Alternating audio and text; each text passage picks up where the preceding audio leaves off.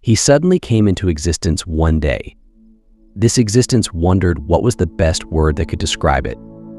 One day he was a fish swimming in a nearby lake or a bird flying high in the sky, and on other days he was an ant crawling on the ground. From spring straight until winter. That is how it has lived and died multiple times as many different organisms. Once again, he was caught and killed by the same species as before. It has millions of years worth of memories, and the only beings that it was hostile towards were humans. It was fine with being killed and devoured by other organisms since it was the natural law of nature. However, humans were the only beings that killed for enjoyment. As its life was now fading away, it kept wondering what organism it would be reborn as again and why it had the ability to reborn. As its life came to an end, the process of being reborn started. The more it felt while being reborn, the higher the chance of it being at the top of the food chain in its next life. As it slowly opened its eyes, it could instantly tell what kind of organism it was reborn as just by seeing the face that was tenderly looking at it. The only being that it was hostile towards throughout its entire lifetime was humans. Lee Jane, hearing his name being called, was something new for him since it was the first that he had a name. Ja-en thought that the lives of humans were weird. They were all alive, yet they drew strong distinctions between countries and races. They named everything in the world and gave it meaning. Jane's mother had taken him to the doctor to find out why he couldn't talk, but the doctor simply told her that he was only 6 and that she should give him some more time to grow up. She then told the doctor that it wasn't even the real issue since Ja-en doesn't show any response whenever she tries to interact with him. The doctor then thought that the problem might be something psychological and recommended she take him to a psychiatrist. Jane's mother had no plans on taking her son to a hospital for psychos. The name of Jane's mother was Youngshil. To Ja-en, she was very stupid and ignorant. She had lost her parents to a war and then lost her husband to another war not long after. To her, the world was very harsh, and at one point she really wanted to give up on everything, but she couldn't do that when she had Ja-en to take care of. She worked hard day after day to take care of Ja. As both Ja-en and Yunshil had arrived home and were in bed, Youngshil told Ja-en the same things that she had told him every night, even though she had never received a response, which was that she loved him. Jane couldn't understand what she said and why she kept saying it, but the warm feeling that he felt didn't dislike it. For Ja-en, this life differed from all of his other lives, and there was one reason why that was the case. It was dark outside, and everyone should have been in their homes at that time getting ready to go to sleep. However, for one man who was currently running for his life, being safe at home was his only wish in that moment. As he ended up falling to the ground and being caught by his pursuers, he thought that his end had finally come. In that exact moment, they all noticed Ja-en, who was standing on a pole high above ground. The one of the men told Ja-en to come down since it was dangerous for a kid to be so high up. Ja thought that this was the best opportunity for him to test it out. Ja-en suddenly used the abilities of a frog to land safely on the ground, which surprised everyone since that was not possible for a child. Ja-en then used the fast speed of a cheetah to close the distance between him and the men that he was after. One of the men had taken out their gun after witnessing what was happening, but he didn't get the chance to do anything after he was hit by Ja, and while he was using the strength of a dinosaur. After using his abilities, Jane was sure that it was an ability that he didn't have before. He could use the abilities of all the previous organisms that he was before. He wondered why it was possible for him, but he had no idea. One thing was clear to him though, and that was that this life was the end of his long journey. This was his last life, as the other men were still in shock after what they had just witnessed. Ja-en turned around with a smile on his face, as now he could finally truly die. After witnessing what had happened, one of the other guys decided to take the initiative and attack Jinha head-on, which he ended up landing the blow. The man had hoped that one hit would have ended the fight, but surprisingly, Jinha simply stood back up after stating that it hurt. Jinha had come to the conclusion that if he didn't manifest his powers, then he was just like any normal human. The man then decided to go for another attack, but this time it didn't go through, and he ended up breaking his own arm after Jinha had manifested the abilities of a turtle. Jinha grabbed the man by the neck, and after confirming that he could become anything he wanted once he manifested his powers, he was about to go ahead and kill the man. However, right before he could kill him, he was suddenly shot by the man who was being chased before. After Jinha acknowledged that he had made a mistake, he ended up fainting. A few hours had passed since Jinha was injured, and he had finally woken up. He did not know what the weapon was called that injured him, but he knew for a fact that he was in a lot of pain since the bullet had pierced his internal organs. Jinha lay on the ground and wondered if he was going to die again, but due to his survival instincts, he had activated his ability and was able to heal himself. He had thought that there was nothing left for him to experience in life, but that seems to be a lie. He then wondered how such a small body could possess so much power. Standing out in the fields, Jaheen could hear his mother desperately looking for him and calling his name to the point where she was disturbing all of the surrounding neighbors. After catching a random bird flying around in the fields, Jaheen thought that even though he was still a child, he could hunt for himself and, as such, did not need his mother anymore. Jaheen hesitated for a moment after remembering the countless nights that he had slept with his mother and the feeling he felt every time she had told him that she loved him, but he decided to leave in the end. For 4 days straight, Jinha was walking around out in the sun without eating or drinking anything, and finally he had collapsed from exhaustion. As Jinha lay on the ground, he wondered what the problem was and why he was suffering so much. Jaheen had lived countless lives, but this was the first time that he had felt such a feeling. He felt death nearing closer, which he welcomed since he didn't have any regrets at all. He did not end up reaching death's door since his mother had suddenly shown up not looking much better than he did. Youngshil was so happy to have finally found her son to the point where she burst into tears. Jinha had thought that he was going to die, but after his mother had embraced him in her arms, all of his worries started fading away. The only thought that he had was that he was hungry and he wanted food that was made by his mother. Jinha decided to speak for the first time since he was born in order to make his mother stop crying. Jinha had told his mother the one thing that she kept telling him every night before bed, "I love you," which totally caught his mother by surprise. He had intended to stop crying, but what he said had made him cry even more. His mother held him in her arms while he gently watched the sunset in the distance that he thought was beautiful for some reason. Jaheen then thought that there was nothing wrong with him staying with his mother for a bit longer until he became independent. The man who was being chased at night and had shot Jinha was in a room being questioned about what had taken place that night. The man then stated everything that had happened.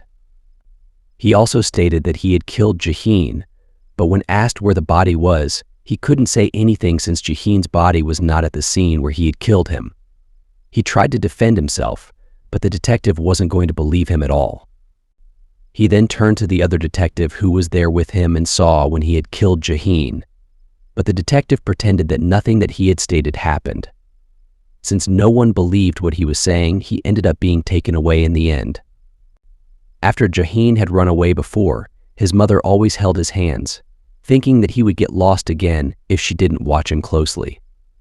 Every time his mother smiled at him, Jaheen felt a warm feeling, which he didn't dislike at all.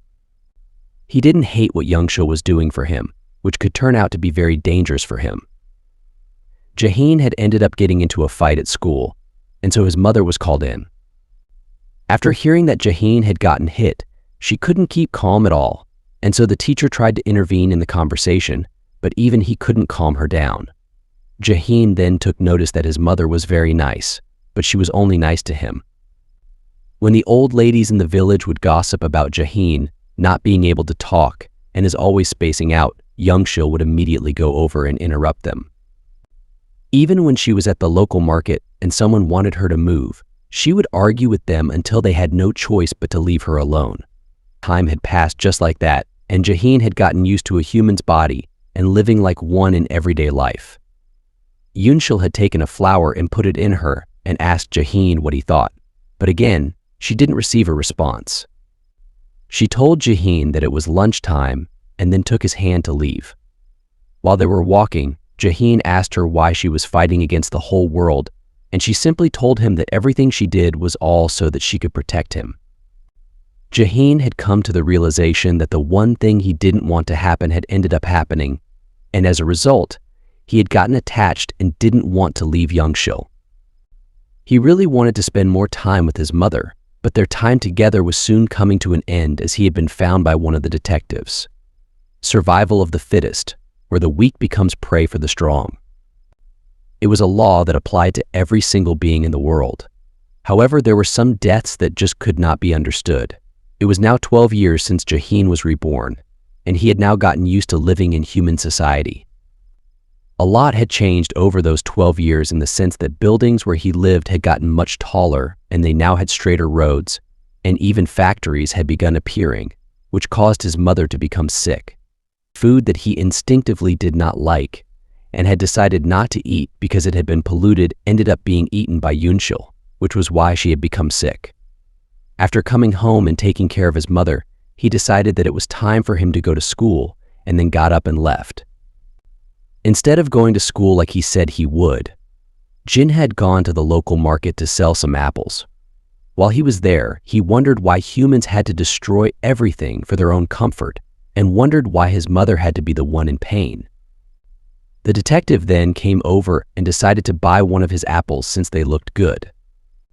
The detective then took a bite out of one of the apples and told him that it was good while looking him directly in the eye. The detective then stated that he had planned on visiting him earlier, but he wanted to see how a monster grew up.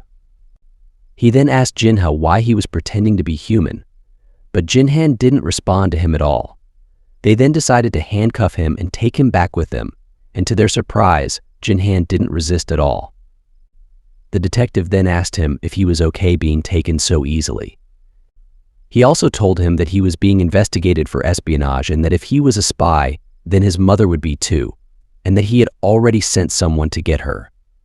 After hearing what the detective said, Jinhan activated his ability in front of everyone who was present at the market.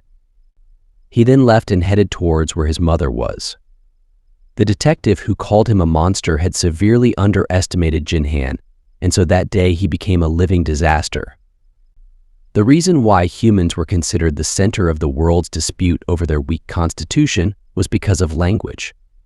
Their sophisticated way of communicating allowed them to form groups and develop faster than any other species. Jinhan kept running nonstop towards where his mother was. Even when he was tired, he didn't stop to take a break and just kept pushing forward using his abilities. Back at the local market, two other detectives that saw what happened at the market sat down together and were talking about what they had seen. They were surprised that a 12-year-old boy could be a spy and thought that it was unnecessary for the captain to mobilize so many people just to capture him. The officers that were sent to get Jinhan's mother had arrived at their house and planned on dragging her out. Before they could enter the house, though, Jinhan landed right behind them, panting after running such a long distance for so long. The officers wondered where he suddenly appeared from and asked him if he was the one who lived there. After Jinhan had responded to their question, they also thought that the captain might have made a mistake but decided to take him in anyway. Jinhan was about to attack them, but his mother opened the door and asked what was going on. Even though they saw that Jinhan's mother was sick, they had to take both of them in since they had to follow orders. After seeing that they were trying to take her son, Young Shil got up and started yelling that they were being kidnapped in order to draw everyone's attention. The men wondered how she had that much strength to yell so loudly and thought that she must be a spy. One of the men then decided to slap Yungshil in order to keep her quiet. However, Jinhan, who had witnessed it, was not going to just let it slide. In that moment, Jinhan decided to abandon his sanity and just go all out. In the blink of an eye, Jinhan had killed all of the men that had come to capture them, with his mother witnessing everything that had happened. Yunshil then called out to Jinhan, who was covered with blood. He then turned around to his mother's sad face as she cried for him. The captain then showed up in an armored vehicle with more men to capture Jinhan. After seeing the bodies surrounding Jinhan, The captain was finally able to prove his point that Jinhan was indeed a monster and told them not to go easy on him if they didn't want to get killed. Jinhan planned on just killing everyone that was there, but Yushil rushed in front of him and started shouting at the men that she was the one who had killed everyone and that Jinhan didn't do anything wrong. Yushil, who barely had any energy to eat, was running around like crazy, which reminded Jinhan of what his mother had told him when he asked her why she was always fighting. For the first time since he had been reborn as a human, Jinhan was crying. The captain stood there for a second and then took out his gun. He planned on killing her with one shot, but decided to shoot her in the leg first. Jinhan wasn't going to let his mother get hurt, and so he blocked the bullet. The captain started laughing after figuring out Jinhan's weakness and then told everyone that they should aim for Yushil instead of shooting at Jinhan directly. One of his men then told him that since they were not resisting capture, there was no need to use violence. The captain wasn't just going to easily capture them and pretend like nothing had happened. He told all of them if they didn't want to end up like the other dead officers lying around, then they better follow his orders. The captain then gave the order for them to shoot, and all of them fired their guns without hesitation. Jinhan was determined to protect Yushil, and so he had activated his abilities to the extreme in order to block the bullets that were coming at them. Jinhan used the ability of an armadillo and blocked all of the bullets that were coming at them all while protecting Yushil, who was surprised by what was happening before her. After they had stopped firing, Jinhan was still standing before them, which shocked even the captain. He then told everyone to keep shooting. Jinhan was ready to use his abilities one more time to protect Yushil, but she suddenly came in front of him and blocked all of the bullets that were aimed at them after whispering to Jinhan that it was okay. She then fell to the ground and tried to tell Jinhan one more time what she had always told him every night, but no words were coming out of her mouth. Using his abilities, Jinhan was able to talk with his mother one last time. He was crying so much, even though he didn't cry at all when he was born. He then told Yushil that he didn't know what to do and that he was sorry for everything. Yushil then told him that he didn't need to apologize, as his being born as her son was the greatest gift. Yushil had ended up passing away in the end, and now it doesn't matter what Jinhan had to do or who he had to kill, he was going to fulfill his mother's last dying wish, which was for him to stay alive no matter what. You might be wondering why the captain was so obsessed with Jahin. There were a lot of reasons why, but the main reason was because of pride. Humans take pride in being able to understand the things around them and fear the things they don't understand, which was why he tried to end things. Yushil's words still echoed in Jinhan's mind, telling him to stay alive no matter what. As he stood there for a while, he thought to himself that there was no way for him to coexist with humans. He might end up hurting another human again, somewhere along the line in life. Jinhan had finally come to the conclusion that no matter what, he was going to fulfill his mother's last wish, no matter what, and stay alive. He then turned his back and started running away. He gave the captain one last look before leaving. The captain then told everyone to chase after him since he was getting away. The captain then told everyone to get in the vehicle and that this was their chance to get him since he was now weak.